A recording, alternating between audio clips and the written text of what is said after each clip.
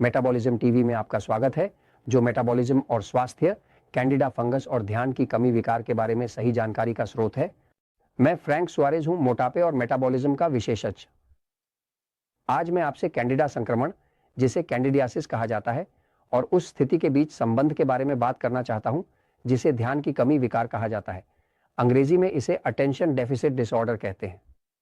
ये एक ऐसी स्थिति है जिसे बच्चों में, विशेष रूप से युवाओं में, बहुत बार सही तरीके से निदान किया जा रहा है, और इस स्थिति और कैंडिडा के बीच एक सीधा संबंध है। अब मैं किसी बहुत नवीन व्यक्ति को मान्यता देना चाहता हूं। मैं जेफरसन टेरबॉर्ग की बात कर रहा हूं। जेफरसन टेरबॉर्ग एक जीनियस हैं जो वीडियो बनाते हैं, और हाल ही में उन्होंने मेरी पुस्तक मेटाबॉलिज्म की शक्ति पढ़ी है। यह स्पष्ट है, वाह, यह स्पष्ट है कि उन्होंने इसे समझा। जब मैं किसी को इसे इतनी सरलता और सटीकता से समझाते हुए सुनता हूं, तो मुझे एहसास होता है कि उसने वास्तव में इसे समझ लिया है। यह एक अद्भुत बात है, क्योंकि कुछ लोग इसे पढ़ते हैं और समझ नहीं पाते, लेकिन मैंने इसे इस विचार के साथ लिखा था कि वे इसे समझें। और जेफरसन, जो डार्क कंपनी का जेफरसन टर्बो है, एक युवा है जो वीडियो बनाता है। उसे पुस्तक इतनी पसंद आई कि उसने अपना खुद का वीडियो बनाया और उसे अपने दोस्तों के साथ साझा किया। कई लोगों ने इसे देखा है, और मैं उन सभी का धन्यवाद करना चाहता हूं जिन्होंने इस जानकारी को दूसरों तक पहुंचाया। मैं आप सभी को आमंत्रित करता हूं, जो मुझे देख रहे हैं, कि यदि आप इस पुस्तक को पढ़ते हैं और यह आपको पसंद आती है और उपयोगी लगती है, तो अपना खुद का वीडियो बनाएं। आप इसे एक मोबाइल फोन से भी बना सकते हैं और इसे अपने दोस्तों के साथ साझा करें। यह लोगों के लिए कल्याणकारी जानकारी साझा करने का एक बहुत नया और शिक्षाप्रद तरीका है। अगर कोई दूसरे की मदद नहीं करता तो जीवन का क्या मतलब है? कुछ भी नहीं। तो जेफरसन, धन्यवाद। और मैं आप सभी को चुनौती देता हूं कि आप मेटाबॉलिज्म की शक्ति पर अपना खुद का वीडियो बनाएं। अगर यह आपको ज़्वाइटाउज़ेंडाइन में मदद करता है तो अपना वीडियो बनाएं और इसे दूसरों को बताएं। ठीक है, अब हम ध्यान की कमी विकार और कैंडिडा के विषय पर चलते हैं। कैंडिडा एक ऐसा फंगस है जो हम सभी के शरीर में होता है। इसे कैंडिडा अल्बिकन्स कहा जाता है, लेकिन यह फंगस सभी के शरीर में मौजूद होता है। जो होता है वह यह है कि उच्च चीनी रोटी, आटा और परिष्कृत कार्बोहाइड्रेट के सेवन के साथ संक्रमण बहुत गंभीर हो जाता है। पुराने समय में जब इतनी चीनी नहीं खाई जाती थी, तब इतना कैंडिडा नहीं होता था, लेकिन जब कोई इसे बहुत सारे ब्रेड, आटे और खासकर चीनी या फ्रुक्टोज से खिलाता है, तो यह स्वचालित रूप से इसे प्रजनन के लिए मजबूर करता है, जिससे गंभीर संक्रमण हो सकते हैं। मैं चाहता हूं कि आप कैंडिडा फंगस को देखें, ताकि आप इसे व्यक्तिगत रूप से देख सकें। यह कैंडिडा फंगस की त्वचा पर ली गई एक तस्वीर है। यह इस बात का एक उदाहरण है कि कैंडिडा जैसे फंगस का आकार कैसा होता है। देखिए, यह एक सुई है, एक पिन, और आप पिन के सिर को देख सकते हैं। आप इसे फंगस के आकार के साथ तुलना कर सकते हैं।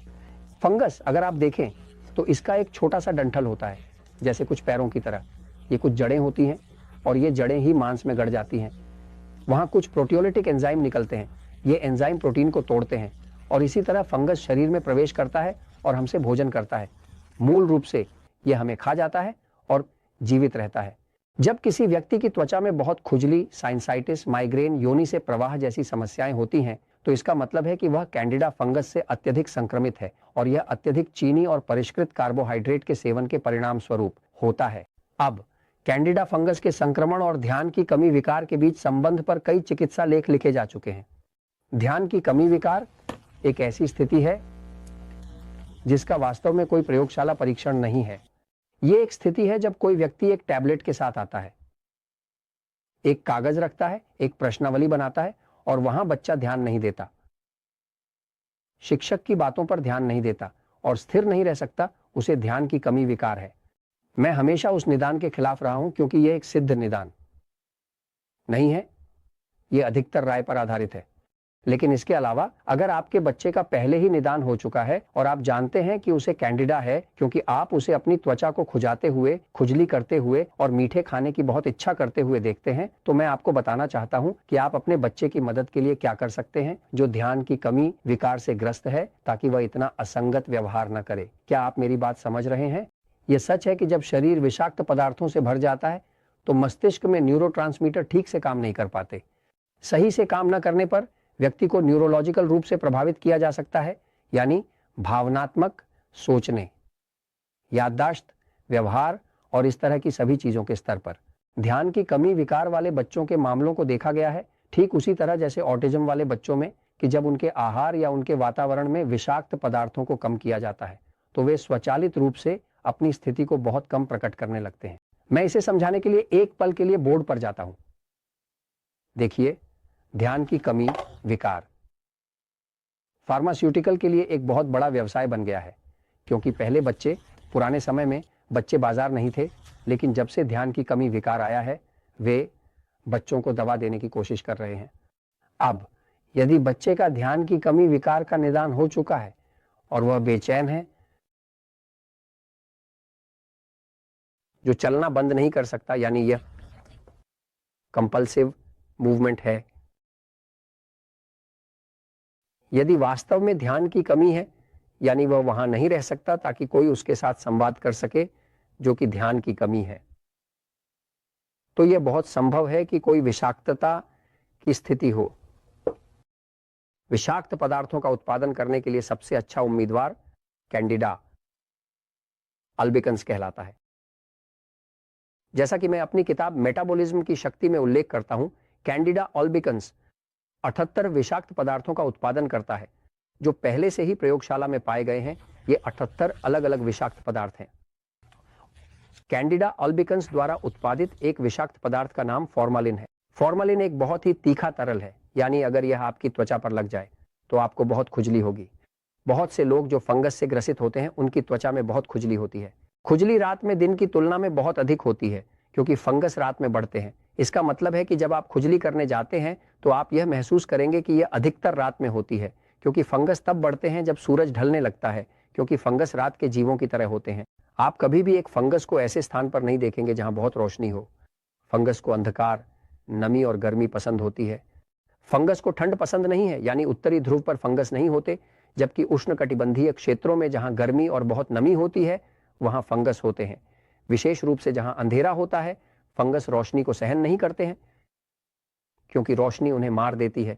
इसलिए वे हमेशा कान के छोटे छिद्रों, गुदा, श्लेष्मा झिल्ली और शरीर के उन छिपे हुए स्थानों में रहते हैं जो नम, गर्म और अंधेरे होते हैं। अब फॉर्मालिन के बारे में, जो वह विषाक्तता थी जिसके बारे में मैं बात कर रहा था, यह एक ऐसा विषाक्त पदार्थ है जो इतना विषाक्त है कि जो लोग फॉर्मालिन का उपयोग करते हैं उन्हें दस्ताने पहनने पड़ते हैं, और यह कैंडिडा अल्बिकन्स द्वारा उत्पन्न किए जाने वाले विषाक्त पदार्थों में से एक है। फॉर्मालिन का उपयोग किस लिए किया जाता है? उदाहरण के लिए, जब एक व्यक्ति की मृत्यु होती है और एक शव होता है तो शव को एम्बॉलम किया जाता है। फॉर्मालिन का उपयोग शवों को एम्बॉलम करने के लिए किया जाता है। यह इसके उपयोगों में से एक है, यह एक संरक्षक है। तो शव पर फॉर्मालिन लगाया जाता है, और यह झात है कि जो लोग फॉर्मालिन के साथ काम करते हैं उन्हें संक्षारण से बचने के लिए डबल दस्ताने पहनने पड़ते हैं, जिससे खुजली होती है।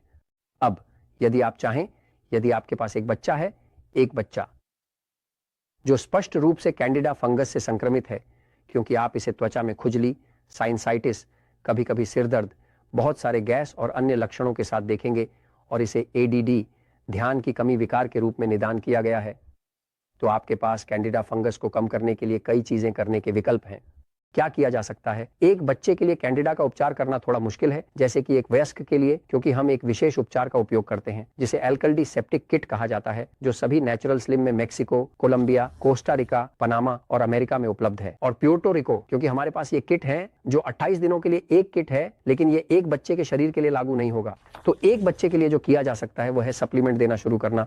पहले कोशिश करना कि क्या हटाया जा सकता है, देखते हैं कि क्या किया जाएगा। एक बच्चे के लिए जो किया जाएगा वह यह है कि जितना संभव हो सके चीनी को हटाने की कोशिश की जाए। यही एक तरीका है। दूसरा उपाय यह होगा कि खाद्य पदार्थों को कम किया जाए, विशेष रूप से प्रकार ई के खाद्य पदार्थों को। एलिमेंट्स टाइप ई क्या है?